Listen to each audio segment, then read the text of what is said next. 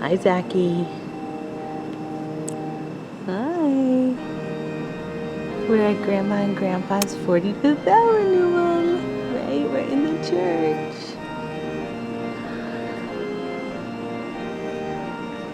It's a beautiful day. Father Tom Arneo is here. We're gonna have so much fun, right?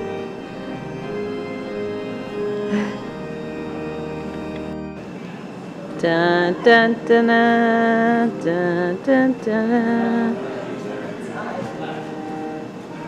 Hello. Oh, look how nice you look. This is the one. Yeah. You got it fixed. Yeah. There you go. It's taping. Hi.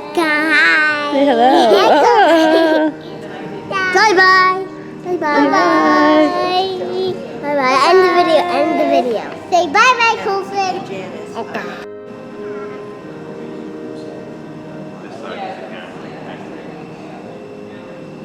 Julie, go with Grandma. You must have me.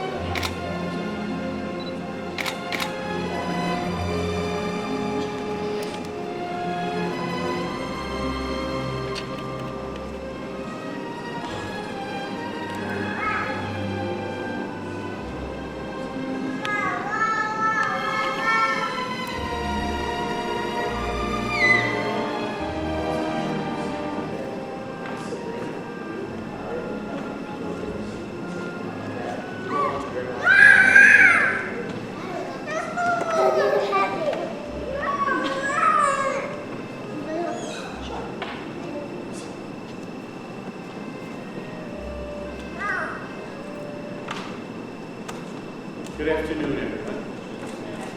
On behalf of Donna and Nick, I take this opportunity to welcome you and to thank you for joining together today for such a wonderful celebration.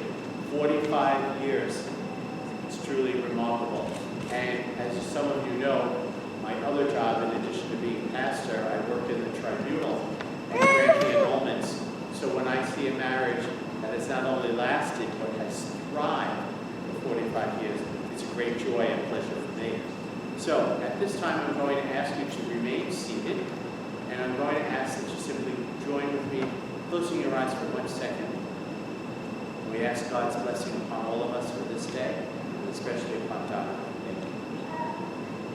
Almighty and ever-loving God, we, your family, gather here today to pour out our gifts of thanks, our words of thanks, our gratitude for Donna and Nick, and for the love that not only have they shared with each other, but have shared with us these 45 years. Bless them now and forever, and us all as we join with them in celebration. In Christ our Lord. Amen. At this time, Colson, I'm going to ask you to come forward to do our first reading.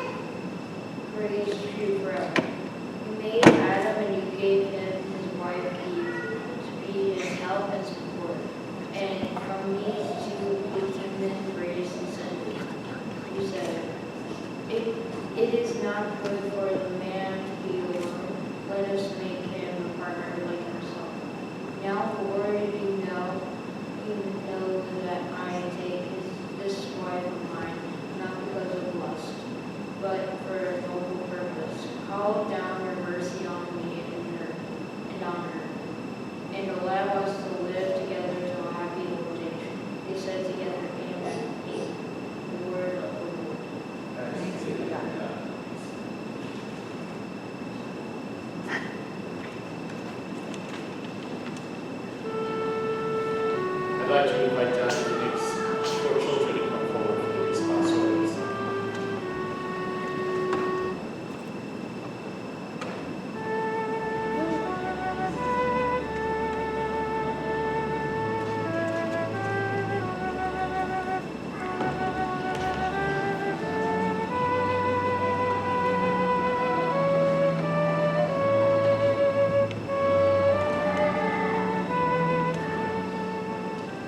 The response is, I will bless the Lord at all times. I will bless the Lord at all times. I will bless the Lord at all times. Praise of him is always in my mouth. In the Lord my soul shall make its boast. The humble shall hear and be glad. I will bless the Lord at all times.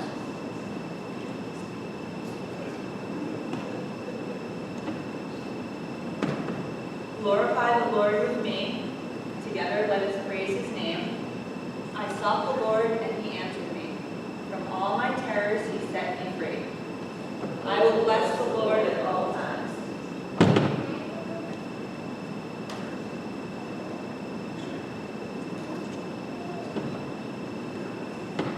Look toward him and be radiant. Let your faces not be abashed.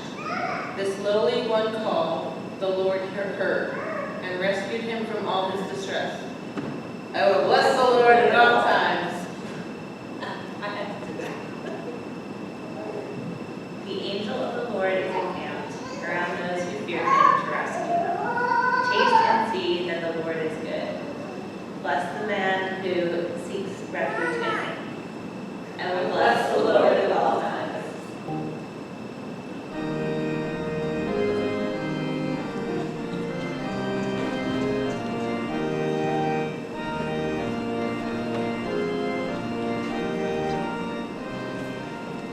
I'd like to invite the second reader to come forward. Pam Blank.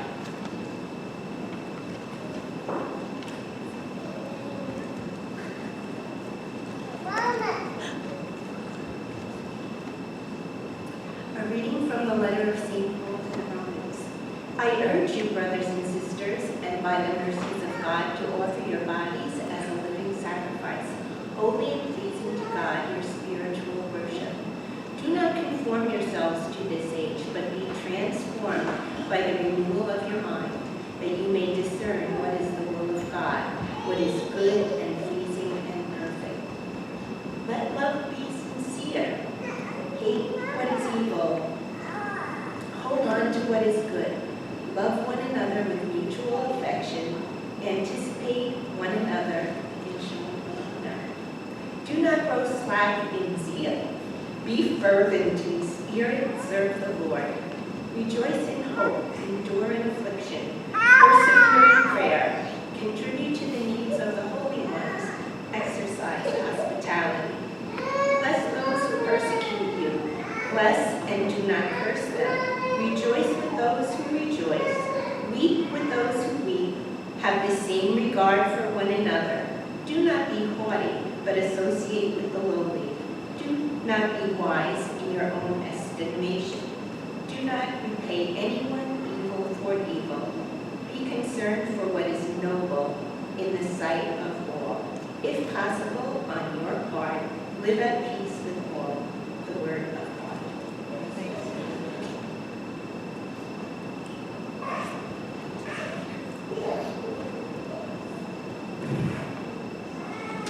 I'd like to invite you to please stand.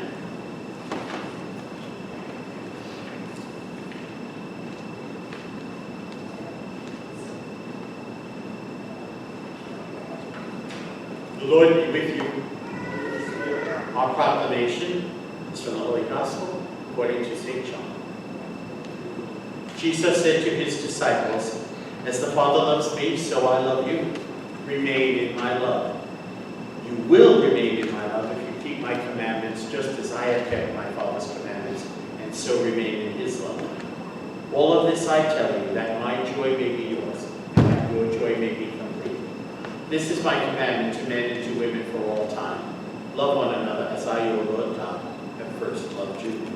The Gospel of the Lord. Praise to you, Lord Jesus Christ. Please be seated for a moment. I was thinking about what to say, and there were certainly many, many things that came to mind. But as you might imagine, what would an Italian who wakes up in the morning and as part of his early morning prayers before he even gets out of bed says grace before meals speak about? You're right, lasagna. There are two ways of making lasagna. One is a very, very thorough, thoughtful, comprehensive, and yet absolutely delicious way. You start with tomatoes, preferably from San Marzano, which are pureed and blended. You have sauteed your garlic in just the finest virgin olive oil. You wait, not too dark, not too brown, but just enough. Then you pour in the pureed tomatoes, stir. For some, you add some sugar, fresh basil from the garden, which has been washed thoroughly. You let simmer for a while, and then you cover partially so that the sauce can reach just not only optimum temperature, but optimum viscosity. It'll be delicious, like tasting something right off the vine. In the meantime, on the other pot, you've got going the boiling water, which has been salted. Your lasagna noodles are cooking, and they're getting ready to be taken from the water, where they can then be drained on either what was sometimes referred to as a mopine, or a dish towel, or paper towels. And then, of course, the wonderful mixture of ricotta cheese that's blended with Roman locatelli, perhaps some eggs, some fresh Italian parsley that's chopped fine. And then, in my family, we also included on the side some very, very, very small meatballs that took approximately 3 days to prepare because they had to be just the right size, and some sausage that had been cooked and now chopped very finely. And then the process of construction that would rival the construction of the Great Pyramid in Egypt begins. And it's sauce and pasta, and then the ricotta cheese mixture, and then the meat on top, and then another layer, etc. Sauce. And when you finish, it should be about this time. It has to set for a while. It goes in the oven. And then, when it's finished, it's also taken out and allowed to set for a while. No one wants to rush a good thing, and no one wants to overdo the lasagna. It can be very temperamental. But when you finish, you have a culinary wonder, and it's absolutely delicious. Now, there is another way. You can rush into Stop and Shop on your way home from work, go to the frozen food aisle, and see if you can find Stouffer's in there. If you have any luck, maybe Mama Celeste has put one out. And you can go home, and you take it out, and you pop it in the microwave on 10, power 10, 5 minutes, and hope that it has thawed out and it's not going to be too soupy, and there you go. Synthetic lasagna. It seems to me that as there are two ways to prepare that delicious meal, there are probably two ways to do anything and everything in life. There's a way that is easy and simple. There's a way that takes very, very little time, very little effort, very little thought. And then there's another way, a way that takes a lot of conscious thought, a way that takes deliberation, a way that takes care and tenderness, a way that's done perhaps out of love for other people because you see this is going to be given to them as a gift, whether it be a meal or something that you build or something that you construct. And when you pause and when you think about the two ways to do anything, I think you would join with me in realizing and recognizing the first way is always the preferable way. The first way is always the nicer way. The first way is always the richer way. I say that to you because I think there are two ways in which we can live life. And as a priest for 37 years, I have witnessed people who have lived each day authentically, genuinely, lovingly, and caringly. And some people who read each day and go through life as if it's very broken, very mechanical. And what we have is perhaps a life that's lived on the surface and in a shallow way. Then there are people who are kind, who are reflective, who commit themselves to something important every day. Family, spouse, work, whatever it happens to be. Most importantly, God. And at periodic times in their lives, or perhaps intermittently, people pause that they might celebrate with them wonderful occasions, having lived life to a certain point, so truly, so genuinely, so authentically. And I think that speaks to and about you, Donna, and about you, Nick. You have chosen to marry, or you chose to marry 45 years ago. And marriage is something that requires your choice and your heart and the wholeness of your personhood every single day. that you choose one another every single day, and you have. There are some days where it might have been easier than others, but nonetheless, every single day, you chose the other. And after 45 years, you're left with the figurative, extraordinary lasagna. You certainly had a wonderful start. I believe you went to Renewal College, Mr. Nick, BC, and your eyes met at Katie's barn up in Boston. KKK's, okay? And it was love at first sight. And from there, there was no stopping it. It's also interesting that Donna, were always something of a teacher. You were a marvelous teacher at Holy Child. But even before that, you used to do Mr. Nick's English papers. Yeah. I wonder what your students would think about that if they had known that years ago when you were in the classroom, admonishing them if they copied each other's homework. You fell in love and you married, and you lived in Kentucky for a short period of time. You were probably the only two Italians in the state. But you also embarked upon many travels, whether it be Hawaii for your honeymoon, or Mexico, or Branson, Missouri, and even as recent as Vegas, where you had a wonderful, wonderful time. But better than any trip you ever took was the journey of life you went and took as you left the church the day that you were married. And I have no doubt that the 4 children that you brought into the world were brought in with great love. And you have 3 sons-in-law and a daughter-in-law and 9 beautiful grandchildren. And the love that brought you together 45 years ago is a love that has not only sustained you, but a love that you've shared with all of them to give them those same virtues and those same gifts. And it's a wonderful thing. It's great when people pass things on. So often when people speak about passing something on to future generations, they speak about something perhaps that they have invented. And in your case, Mr. Nick, that might be an apple picker for the days that you went to the orchard.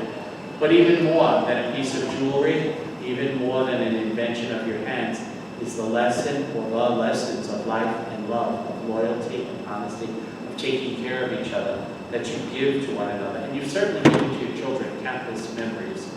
I think it was Marissa who was graduating, and the project was to build a deck, which I think was completed about 15 minutes before the first guest got there. Your love for travel you shared with your children. I think it was Mr. Nick and Mari who attended school in Washington. So there were lots of visits to Washington, but it would end after Mari, I believe. Apparently after Nick and Mari, Michaela and Marissa were banned from going to school in Washington, D.C. There were visits to preserves, animal preserves, and Mr. Nick, sometimes you were a funny guy without even meaning to be. Like when the giraffe licked your arm from the wrist all the way down to your armpit. No one told you their tongue is 2 feet long. But the love that blessed you 45 years ago is that love that you have shared so abundantly. As I mentioned, 4 children, a daughter-in-law and 3 sons-in-law. You have Aiden, a.k.a. Little Tom 1, and Colson, a.k.a. Little Tom 2, Talon and Aislinn, Sabrina and Ara and Juliana, Matthew, who in a real way is a bit of a miracle. You know, I remember visiting him at the NICU, and to see him now when you carried him in, I wondered, just for a moment, David, you looked as though your back was hurting. He's gotten big, he's a big boy, but it's wonderful because I remember the day you got married right here in this place, and I think you were a little nervous, Michaela. You didn't want to let go of your flowers. I tried to take them from you. No, you wouldn't let it go. Okay, you hold on to them. But the gift of grandchildren who obviously adore you and whom you adore, and I think that's a wonderful thing, that you can be counted on always to babysit grandchildren, to listen to problems, to hug and to embrace, to encourage, to pray for, and to always, always, always teach your children the value, and your in-laws and your grandchildren, the value of God and the power of that love that you've lived, that love that has sustained you, and that love that will continue in your hearts for years to come. And I think that for me at least, one of the most wonderful things was I happened to have known you in all the good times, and I remember a wonderful lobster dinner in your backyard that summer. That was wonderful. I remember the whole midnight. But I also remember when Nick had that challenge, that health challenge, and how the whole family came together, especially you, Donna, and and how you have always been there for one another in this day and age. And truly are, and your marriage truly is a sign of the way God loves his church, with fidelity and constancy and care.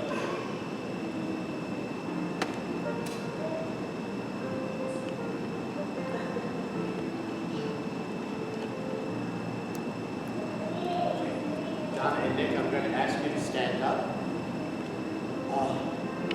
Young Tom, number one. Amy, could you come out there and just help me move the chairs away from you? Nana or Grandpa, are you ready? Just maybe move Grandpa's chair over there. Thank you. Perfect. Take your grandfather's chair. Now, Melissa and Mari were kind enough to forward me the vows that you apparently spoke on your wedding day. So I'm going to ask that you turn and face each other. Please join your right hand. And renew the love of the vows of love that you gave surrounding your God.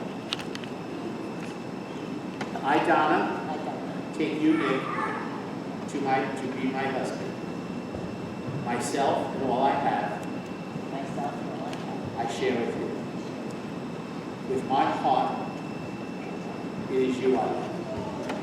From this day on, in days of joy and sorrow, in sickness and health, in poverty and plenty, until death parts us, I shall cherish you before God and this community. I promise. That was it. Those are the words. I, Nick, take you, Donna, to be my wife. Myself and all I have, I share with you. With my heart, it is you I love. From this day on, in days of joy and sorrow, in sickness and health, in poverty and plenty, until death parts us, I shall cherish you before God and this family. I promise.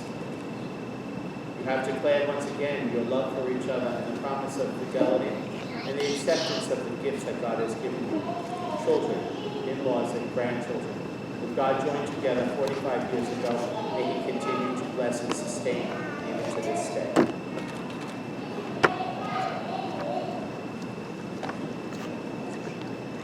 Donna and Nick, 45 years ago, with the rings that you wear on your finger, circle one another's hand with a sign of love. The circle has no beginning and no end, so may your love and care for each other always be. Now what I'm going to do is I would like to invite all grandchildren come forward, whole family, who can come around you. That you look at me and recognize. Sabrina, you say this to Grandma. Okay, Aria, you're over here. Okay, Mr. Nick, you and AC. Okay, Zach, come on.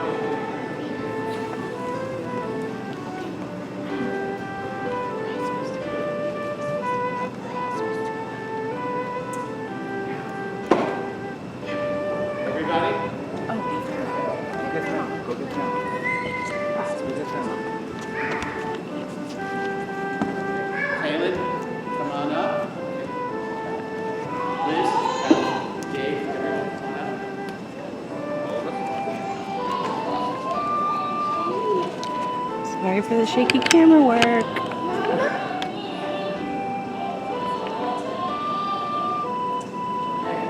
Now, everybody who prayed for Grandma and Grandpa, Mom and Dad, just have close to you.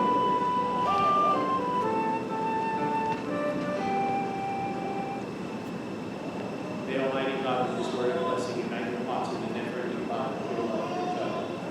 May your children stand beside you and your grandchildren. Be always your first, most important, and precious of gifts. May the peace of Christ live in your heart and your home. May you have this family to stand by you in times of joy and sorrow. May the blessings promised to those who are compassionate and those in abundance. May you find happiness and satisfaction in your work. May daily problems give a closure of your anxiety. May the desire for earthly possessions never dominate your life.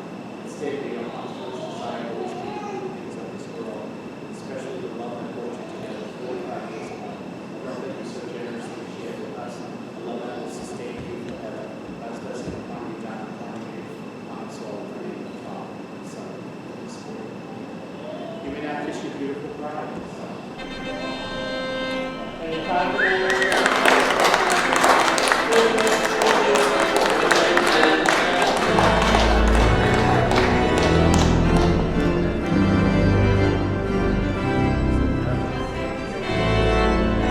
Wait, all kids come back, all kids come back. Alan, Laura, Juliana. Good.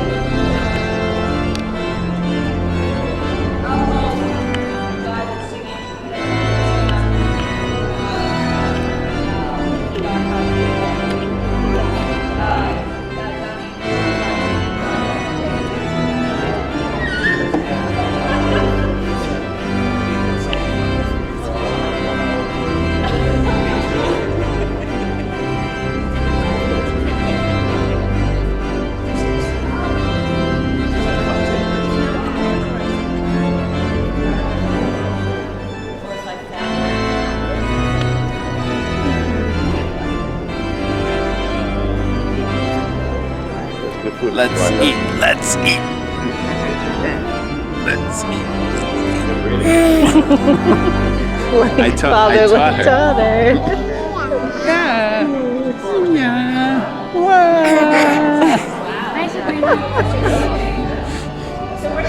That's amazing. Just four The whole mini family. yous just running around. Whole family knows it's inherent. It's DNA. Hi, baby. Yeah. Can we take a picture? Miss, you want to take a picture? Yeah. Callan, come on, baby. Are you doing a big family? Yeah. Come with mommy, and then we're going to go in the car, okay?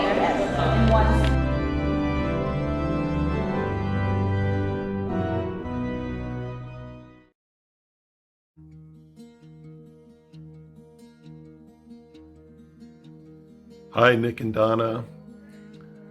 Hey, it was an honor back in 1974 to be the best man at your wedding. And it's an honor today, a mere 45 years later, to say happy anniversary and really well done.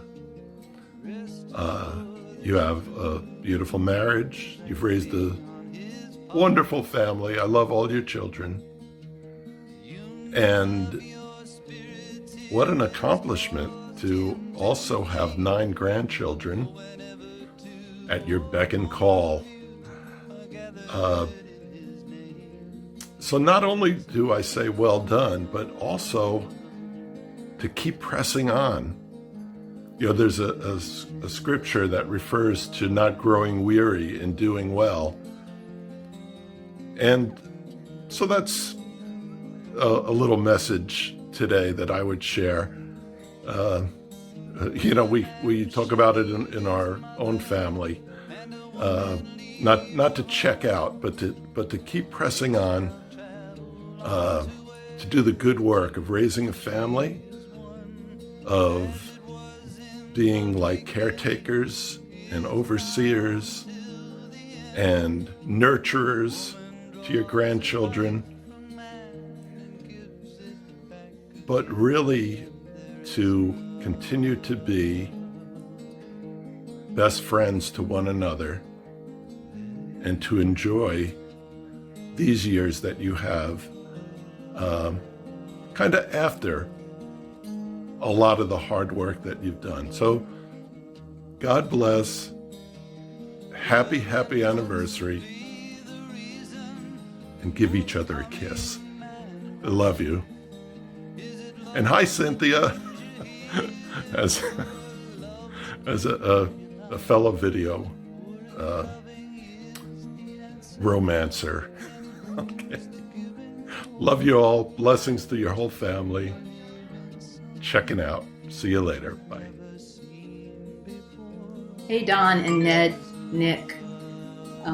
In honor of your 45th anniversary, I thought I'd take a ride by St. Mary's Church at sunset and reflect on the past 45 years in your marriage. I certainly have many memories of the time you spent getting ready for the wedding. I remember you sitting in your rocking chair, Donna, knitting your wedding gown. I remember you sitting at the sewing machine, sewing all the bridesmaids' gowns, and I remember you making your own wedding favors. And I also remember you reading the last chapter in the do-it-yourself wedding trilogy. And of course the wedding itself, it was beautiful. People still talk about what a lovely event it was, and the reception especially. Such a fun time. I remember all the people who were there who unfortunately may not be with us now. Beto, Michael, Sonny, and Fredo. It was a beautiful reception. So, on a serious note, congratulations on your anniversary. Certainly, you and Nick are probably the two most giving and compassionate and generous people I know. And your union and your children and their children have enriched the lives of many people, and certainly have enriched the lives of those of us here in Rhode Island. So congratulations again. I think, as Mom would say, you and Nick are amazing. What a dynamo. So here's to 45 more, or maybe we'll discuss that. Love you.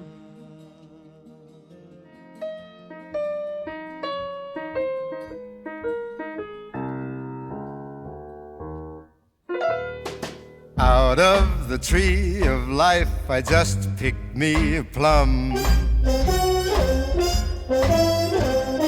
You came along and everything started in to hum.